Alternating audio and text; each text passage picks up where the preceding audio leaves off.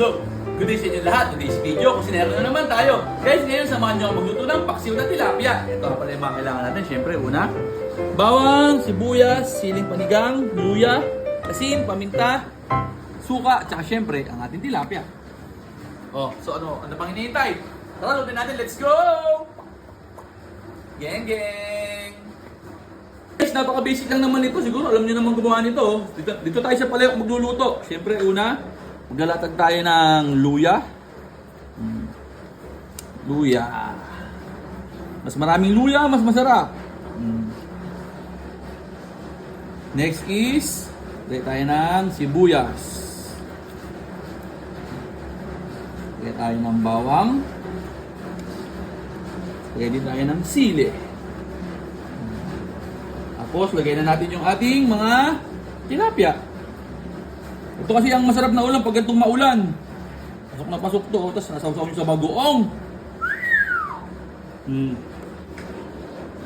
Mga ulam pag ganitong tag-ulan na.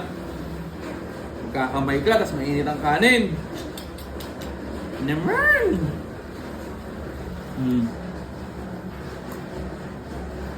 Tapos, lalagay din tayo sa ibabaw syempre, para hindi lang sa ilalim may timpla.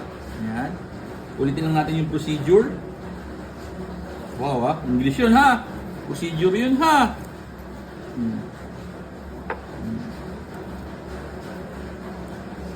Tapos bawang.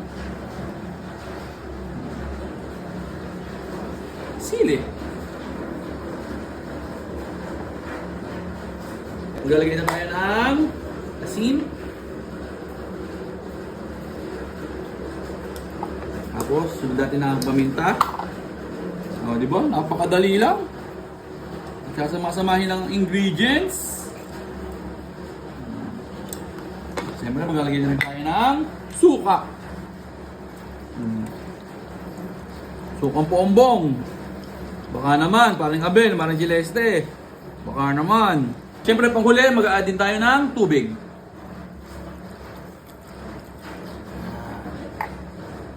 Lagyan natin sa kalan, sindihan na natin. Start na tayo magluto. Ayan. Siyempre, takpan muna natin. Iwanan muna natin siya ng mga 4 to 5 minutes, tapos balikan natin. Guys, nakalimutan ko. Maglalagay nga rin pala tayo ng talong. Ang paborito ng aking mahal na asawa. Sarap nito. O, takpan ulit. Tingnan natin maluto. Tipin na na. Ooh! What a beautiful! Oops! Yun o! Oh, okay na to. Tikman na natin.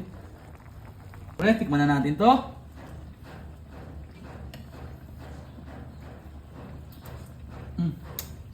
Pakasiw nga! Sarap! Asin! Sarap!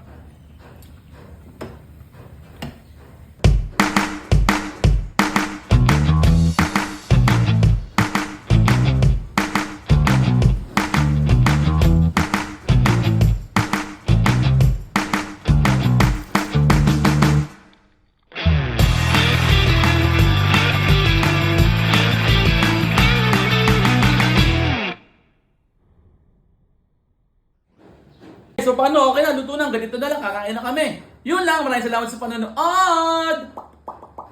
Geng, geng. Sarap ng pagkakaasim, ang bango.